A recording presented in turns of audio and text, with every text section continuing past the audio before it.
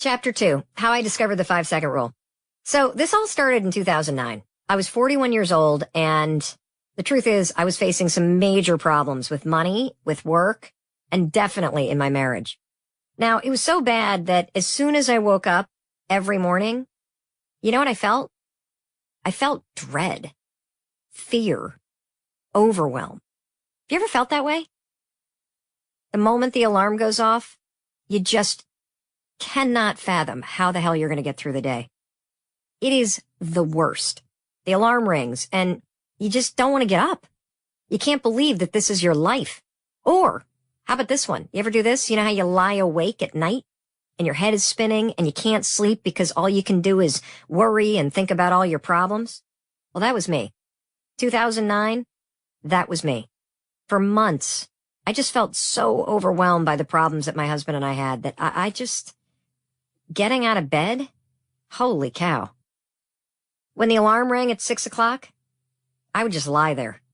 That was the kiss of death. The first thing I would think about is the lien on our house. And then I would think about my negative account balance and wonder how the hell I was going to buy groceries today. I'd think about being unemployed and how much I resented my husband and the position that we were in and just how embarrassed and ashamed and stuck I was. And then I'd hit the snooze button. Not once, but over and over and over again. Now look, in the beginning, hitting the snooze button, not that big of a deal. But as is the case with every bad habit that we have, if they go unchecked over time, what happens? They snowball into a much bigger problem that impacts everything. And, in my case, the snooze button, boy, if I hit that sucker 2-3 times in a morning, you know what would happen? I mean, by the time I finally got up, I was so behind the ball. The kids had missed the bus. I mean, we were late for everything. I felt like I was failing before I even got out of my bedroom. And then I spent most of my days tired, running late, and completely overwhelmed. And you know what's crazy is I don't even know how this all started. I don't remember when things went from okay to horrible. I just remember feeling so damn defeated all the time. Let me tell you a little bit more about what had happened. So my career, totally in the gutter. I had spent the last 12 years changing careers. I mean, I had changed careers so many times that I felt like I was developing multiple personalities. I graduated from law school and started my career as a public defender. I worked for the Legal Aid Criminal Defense Society in New York City, and that was a great job. I really liked that. And then I met Chris, and we got married, and I left my job as a public defender because we were going to move to Boston so that Chris could pursue his MBA. Now, in Boston, I couldn't work for the public defender's office in Boston because I was not admitted to the Mass bar. So the only job that I could find as a lawyer was one working in a large law firm. Well, I worked these crazy hours in this law firm in downtown Boston. I would do nothing but research papers and write briefs, and I hated every single second of it. It was nothing like what it was like to be a public defender where you were in court all day. Suddenly my life changed. I went from being in court and having clients and having a lot of control and freedom over my time and my day. And I felt like I had a purpose. I felt like I was doing something that mattered. Now I just sat in an office building and was told what to do, and I was miserable all the time.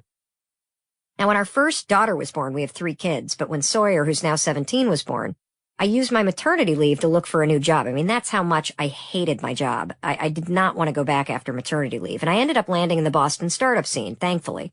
I worked for several tech startups during those years, and it was a lot of fun. It was absolutely a lot of fun, and I learned a lot. But, I never felt like the software scene or technology was really the right fit for me. Have you ever felt that way, where you're like in a job and it's fine, but you really don't feel like it's the right fit? Kind of haunted me. So I hired a coach to help me figure out what I should do with my life. And working with a coach led me to want to become one. So like a lot of people, when I finally discovered what I wanted to do, I would go to my job all day. Then I would get home. I'd focus on the kids. I'd focus on Chris. And then at night, I was studying. I was studying so that I could learn the business of coaching and get the certification that I needed. And eventually, as it does when you do the work, I launched a coaching business. And the truth is, I loved it. Absolutely loved it. And I probably would still be doing it if the media hadn't called. Now, my media career began as a total fluke. Inc. magazine published an article featuring my coaching business in an article that was all about life and business coaching. And I thought this is kind of funny. I thought, oh, this is going to be amazing. Inc. Magazine's going to write this article about me, and all of a sudden all these clients are going to start calling, and not a single one. Complete crickets on the phone. But I did get one phone call because of the article, and it was an executive at CNBC who saw it, and she called, and that led to a ton of meetings and lots of different tryouts. And I landed at the end of, 4 or 5 months of all kinds of auditions and tryouts, what they call a development deal. And it was a development deal with ABC. And I also landed a call-in radio show with Sirius Satellite Radio. Now, here's the deal. It sounds really fancy, right? Mel's got a development deal with ABC, and she's got a call-in radio show with Sirius. She must be, on her way. That's incredible. Well, let me tell you the truth about the media business, because I was very surprised to learn this. Not being in the media business, you have a lot of opinions about what you think the media business is. I was very surprised to learn, for example, that most development deals, even those with big fancy networks, pay next to nothing. And radio, it pays actually less than that. It pays nothing.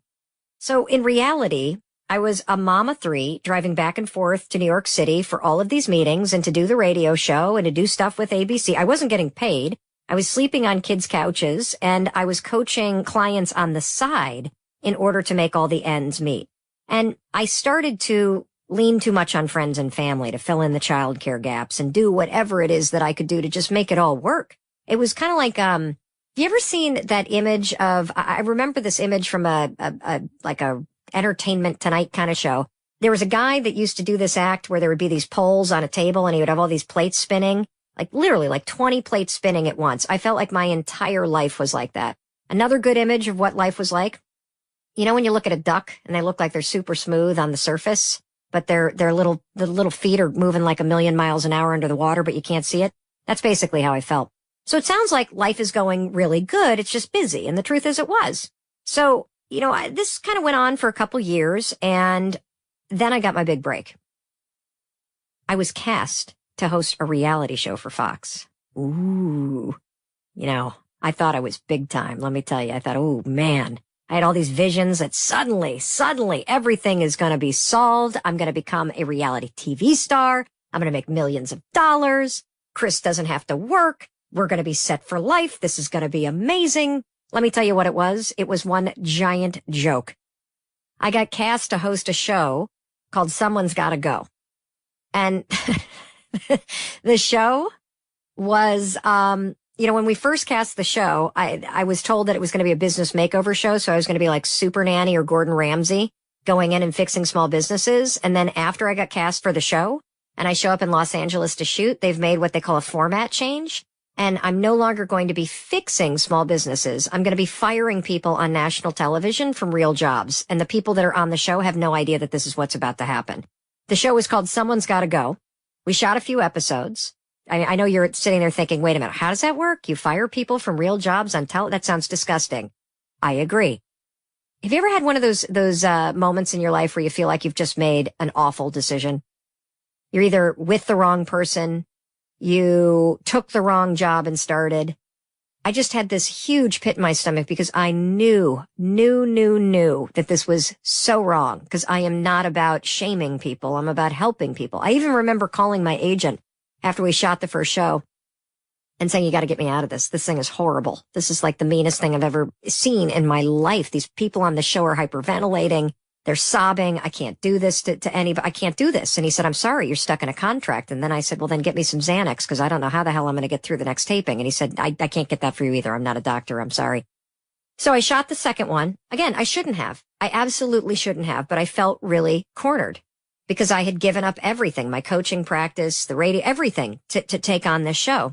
Well, when the second episode was shot, basically the law department at Fox took a look at it and said, we can't air this. So they tabled the show. And I was so happy. I thought, whew, have I dodged a bullet? That's absolutely amazing. We are not going to shoot this show. This is fantastic. I have saved my reputation.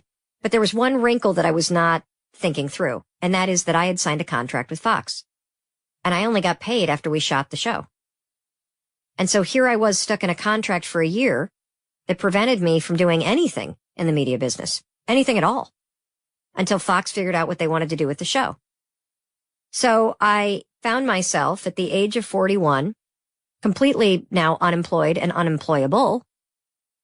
I had burned the bridge at the law firm. I didn't have a license to practice in Massachusetts. My self-confidence was in the gutter. And I sure as hell didn't feel comfortable now going back to coaching people when my own life had now ended up in a complete just dead end. And there was also something else going on. And that is that my husband's restaurant business was going under. And it was going under very quickly. Now, let me tell you a little bit about that. I mean, my husband had started a thin crust pizza restaurant with his best friend in the Boston area right after he finished his MBA. And in the beginning, things were amazing. I mean, the first location was an absolute home run. The company won the Best of Boston from Boston Magazine. So we thought, oh, this is going to be incredible. We have a home run here. We have a sure thing. They also won multiple regional awards. And the fact is, the pizza was absolutely fantastic.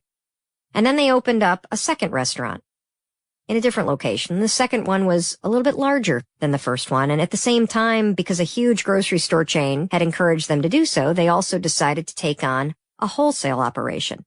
Now, on the outside, with one really busy restaurant and a brand new wholesale operation and a second restaurant that's even bigger, from the outside, it looked like business was booming.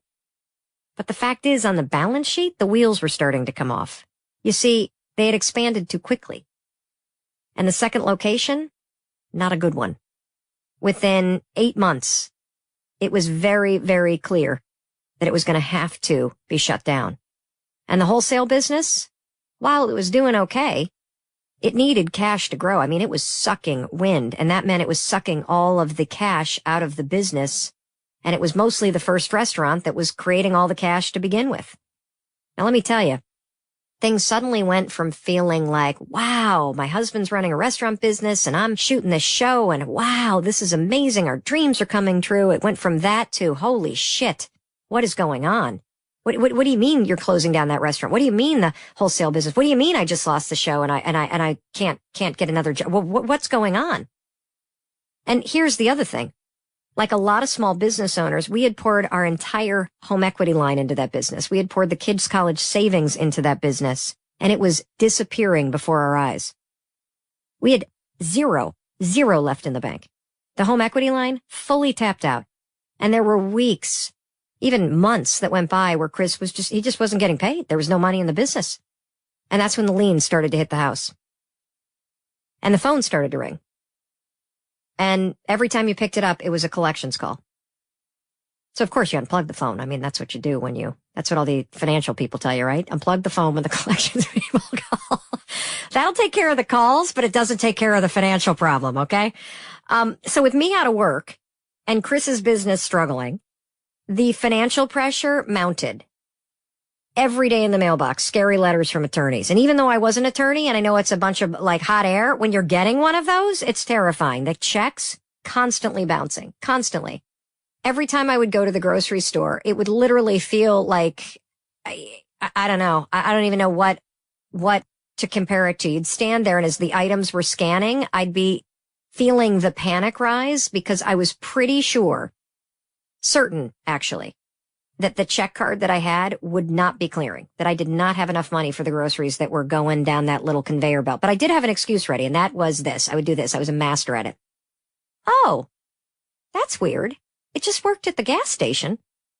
That was my excuse every time the card was declined. At one point, my dad actually sent us money to cover the mortgage, and I remember feeling this weird mix of feeling grateful that he was helping us. And at the same time, I felt so fucking ashamed of myself that I had 3 kids and was 41 and was literally going to lose it all. And, the other thing that was really difficult about this is that because it was a business that was public and because my ego at the time was still big, I just felt so much pressure to keep up the appearances. And on top of that, so many friends and family members had invested in the restaurant and wholesale business.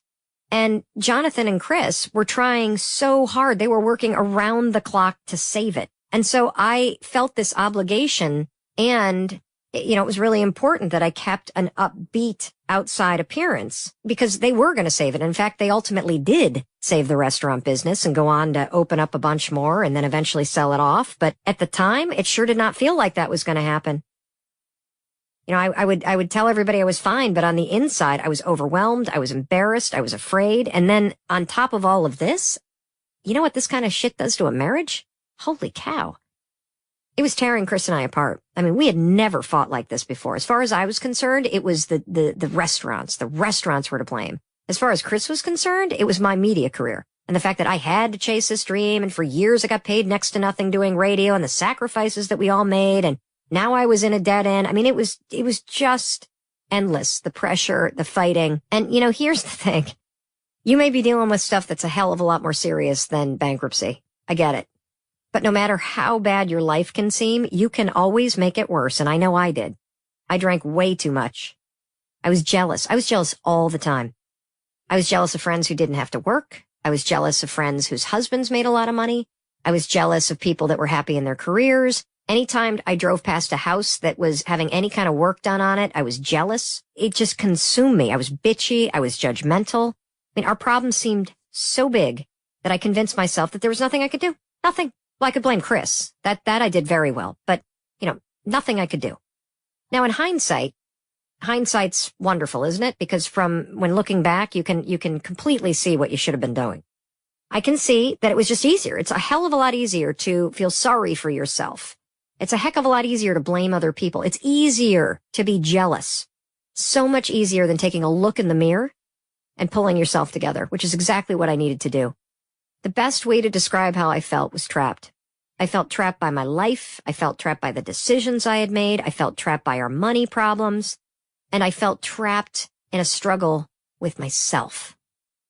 And here's where the rubber meets the road. I knew what I should be doing or could be doing to make things better. I knew. And so do you. We all know what we should or could be doing to improve things. But here's the deal. I couldn't make myself do it. I just couldn't. And what's even more frustrating, they were small. The stuff I had to do, small. I bet if you're listening to this story, you're probably thinking, what the hell's wrong with you? Look for a job. What the hell's wrong with you? Stop blaming your husband. When it's not your problems, it's really easy to fix them. When you're the one struggling with yourself, it can seem like you're trying to climb Mount Kilimanjaro. And look, I get it. I didn't have to climb Mount Kilimanjaro. I just had to get up on time. That's it. I had to be nicer to my husband. I had to start reaching out to friends instead of avoiding them. I definitely needed to stop drinking so much. And I needed to take better care of myself. Simple stuff, right? Real simple. But knowing what you need to do isn't enough to make yourself do it. I would think about exercising, but I wouldn't. I would consider calling a friend to talk, to tell them what was going on, to get support, but I didn't. I knew intellectually that if I tried to find a job outside of the media business, it would help. I just could not motivate myself to dust off that resume and get started. And, that's the thing. That's the thing that makes changing so hard. Change requires you to do things that feel hard. They may not seem hard when you look from the outside, but when you're the one that has to make the change, holy cow. Not only hard, it's scary. Change requires courage. It requires confidence. And, I was tapped out of both. You know what I did spend a lot of time doing? Thinking. Oh, yeah. Thinking made it worse. The more I thought about the situation that Chris and I were in, the more afraid I felt. That's what your mind does when you focus on problems. It magnifies them. It's called the spotlight effect. It's actually a scientific term. The more I worried, the more uncertain and overwhelmed I became. The more I thought about my problems, the more paralyzed I felt. And so I got into this kind of destructive, vicious cycle. Every night, I'd have a few drinks to take the edge off. I loved my Manhattans. I'd climb in bed, be a little drunk, a little buzzed. Amazing how much better you feel when you take the edge off with some booze, right? That's why we all do it. And I'd close my eyes. I'd just literally melt into that bed. And I'd dream about a different life. And okay, now in the dream, all the problems completely gone. I don't have to work. I can just pursue what I want to do. Chris's restaurant business has magically transformed. It was amazing. And then, of course, the moment I woke up, I had to face reality. My life was a nightmare. It was not the dream state that I was just in. I was 41. I was unemployed. I was in financial ruin. I was struggling with a drinking problem. I had zero confidence in myself or my husband to fix the problems. And I had no idea what I wanted to do. That, my friend, is where the snooze button comes in. Instead of facing the day, of course, hit the snooze. Once, twice. Hell, I'm unemployed. Why the hell should I get up? I don't feel like it. When I hit that snooze button, it was the one moment every day where I actually felt like I was in control. When I stopped to think about it now, you know what it was? It was an act of defiance. It was like I was saying, oh yeah, take that life. Fuck you. I'm not getting up right now. I'm going back to sleep. So there.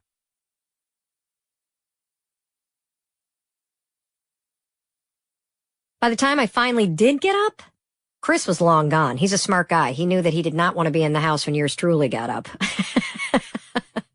I love that man.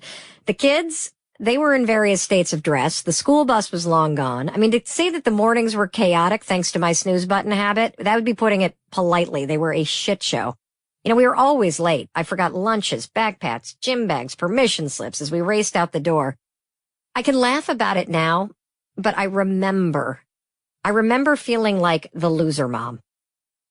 I remember just sitting in the school parking lot, realizing I had forgotten the lunches again, and just thinking, when am I ever going to get it together? And all of this shame and beating myself up, you know what it did? It just put me on edge even more. How can you possibly climb out of a hole when you're pounding yourself down? And here's the kicker. You know, I knew what to do. I've already said this. I knew what to do. I needed to get up on time and make the kids some breakfast and get them on the bus, and then I needed to look for a job. That's it. And the thing about change that I also want you to realize is just because the stuff that you need to do is simple doesn't make it easy. That's right. It's simple, but it's not easy. And when you can't get the simple stuff done, it tends to just bash your confidence because you don't even have an excuse for why you can't do it. So as this goes on and on and on, it becomes a death spiral for your confidence. I mean, if I can't even get up on time, how the heck am I going to have faith in myself to fix the bigger problems? My marriage, no money. How am I going to do that? I mean, I can see sitting here now as I'm talking to you that I was totally losing hope. Absolutely. Have you ever noticed how the smallest things can feel so hard? It's like the little stuff that we're all supposed to be able to do, right? And having heard from thousands of you, I know that I'm not alone on this one. The list of hard stuff, guess what? It's really universal. The same stuff that's hard for you is hard for everybody. Speaking up in a meeting, staying positive, making a decision, a powerful decision. How about finding time for yourself? That's a hard one.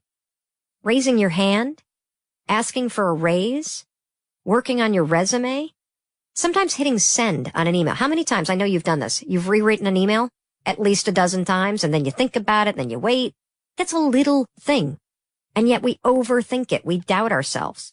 Sticking to your plans, for some people, leaving the house is an act of bravery.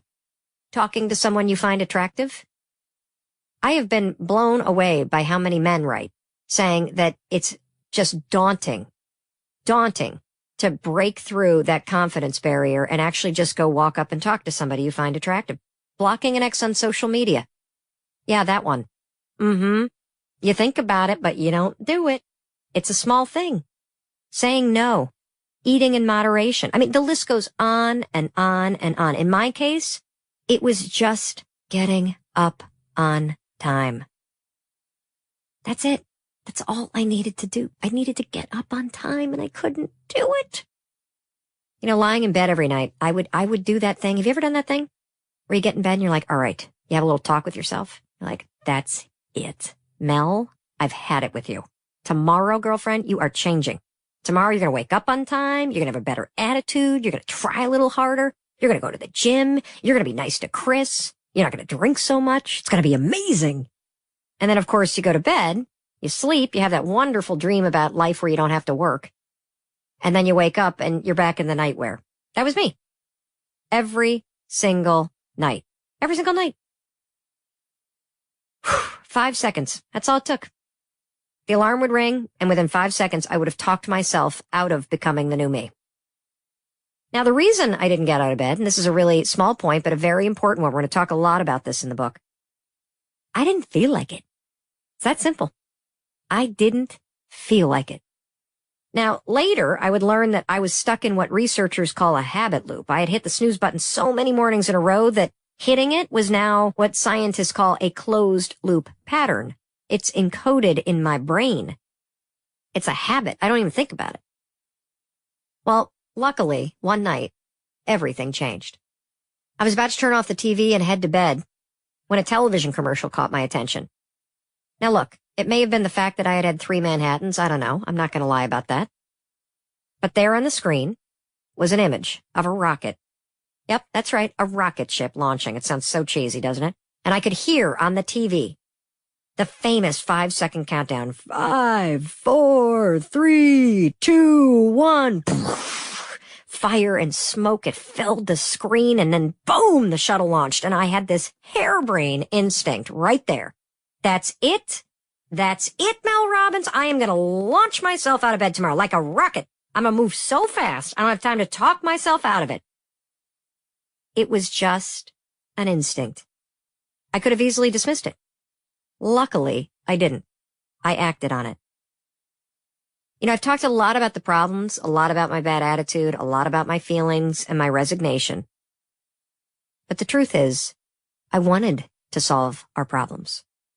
I did not want to destroy my marriage. I didn't want to feel like the world's worst mom. I wanted to be financially secure. I wanted to feel happy. I wanted to feel proud of myself again. I desperately wanted to change. I just didn't know how. I wanted to improve my life. I didn't know how to do that either. And this brings us to a really important point in the story. That moment that I saw that rocket ship launch, as stupid as it sounds right now, that was an instinct that was attached to my goal to want to change. It was my inner wisdom talking. And what's incredible is the fact that I even heard it. That was a tipping point. Following it, life-changing. You see, your brain and your body, it's sending you signals all day long. Your brain, your body, it's trying to get you to wake up, to pay attention. And this idea, this instinct, oh, I should launch myself out of bed. That's an example of what I'm talking about, a signal. Now, it seemed kind of stupid in the moment, but when you start to learn how to pay attention to your instincts, and then you also learn how to honor them with deliberate action, it changes your life. And there's a lot more to this point about acting on your instincts than just the phrase, trust your gut. There's actually research to back up what I'm talking about. This was an instinct telling me to move, and I listened to it. There's research from the University of Arizona that was done in partnership with Cornell and Duke, and they were able to establish that there's a really powerful connection between your brain and your instinct to change your life. See, when you set a goal, and I had a goal, my goal was change. My goal was get out of bed. My goal was fix the situation. I just didn't know cognitively how. But when you set a goal to do something, guess what? Your brain gets on board. Your brain opens up a task list. No joke. Whenever you're near things that can help you achieve these goals that you set for yourself, your brain is going to fire up your instincts and signal you anytime you're near something that can help you. Let me give you an example just so that I can make this crystal clear. Let's say you got a goal to get healthier, okay? A lot of us have a goal. I want to become healthier, lose a little weight, get in better shape. If you walk into a living room, what happens? Nothing, right? You got a goal. So what? I'm in a living room. However, if you're walking past a gym, how do you feel? Kind of guilty, don't you? There's a reason. When you walk past a gym, your prefrontal cortex lights up because you're near something related to getting healthy. As you pass that gym, you're going to subconsciously feel like you should exercise. That's an instinct. That's an instinct that's been fired up from your brain that is signaling you to act on a goal. That's your inner wisdom, and it is so unbelievably important that you learn how to pay attention to it, no matter how small or silly those instincts may seem. Now, subconsciously, my brain was signaling me to pay attention to this rocket launch on TV. In that 5-second moment, my brain was sending me very, very clear instructions. Mel, pay attention. See that rocket launch, Mel? I want you to grab onto it. You need to believe in it, and you need to do it. Tomorrow morning when that alarm goes off, do not stop. Do not think. Do not lay in bed. Do not talk yourself out of it. You do just like that rocket did, and you 5, 4, 3, 2, 1, and you launch your ass out of bed, Mel Robbins. That is what my brain was telling me. Now, see, one of the things that I've learned using the 5-second rule for more than 7 years is that when it comes to your goals, when it comes to your dreams, when it comes to changing your life, your inner wisdom is a genius. Your goal-related impulses, urges, instincts, they are there to guide you, and you have got to learn to bet on them. Not only because of all this new research that's coming out between the brain and your goals, but also because of history. History has example after example after example. Some of the greatest inspirations have led to discoveries that have changed all of our lives. I mean, that's how some of the world's most useful inventions were discovered. Did you know that in 1826, John Walker, he discovered the match? He was using a stick to stir a pot of chemicals. And then after he was done stirring, you know what he tried to do? He tried to scrape this glob that had formed on the stick off the end of it, and it ignited. He followed his instinct. His instinct was, ooh, I wonder if I can make that happen again. He recreated it. That's how they discovered the match. Pretty cool, huh? He could have easily ignored it. Or what about Velcro? 1941, guy named George. He noticed, he had an instinct that these cockleburrs, these little burr things, had attached to his dog's fur. So he pulled it off and he turned it around and he examined it and realized that there were all these sort of interlocking little pieces to it. That's what his instincts fired up that led him to creating Velcro, for crying out loud. Or what about the Post-it note? You know the backstory behind the Post-it note? It's all 5-second decision and instinct. 1974, Art Fry. He got the idea for a Post-it note based on a 5-second instinct. He needed a bookmark.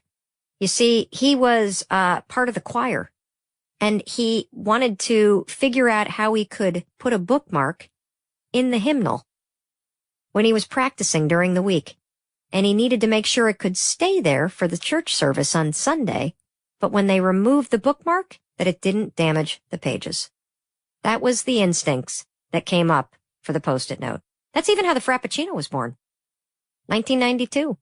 There was an assistant manager at a Starbucks in Santa Monica, and he had this instinct. That's interesting. Every time it's hot outside, we lose business. We should have a frozen drink. So on an instinct, he brought in a blender.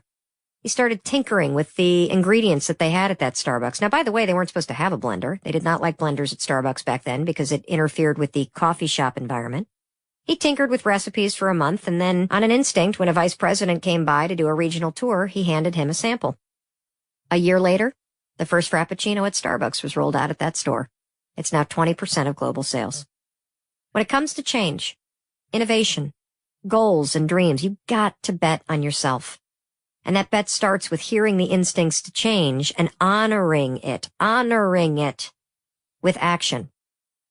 Thinking about it alone, not going to make it happen.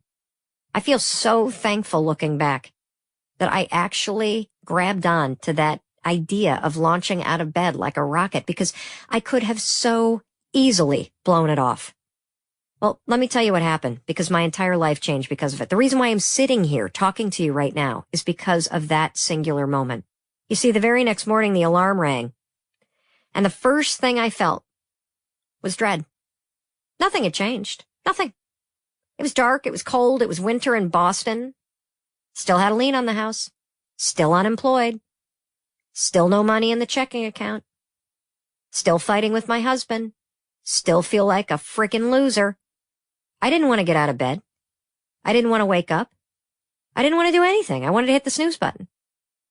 But then I remembered the rocket launch.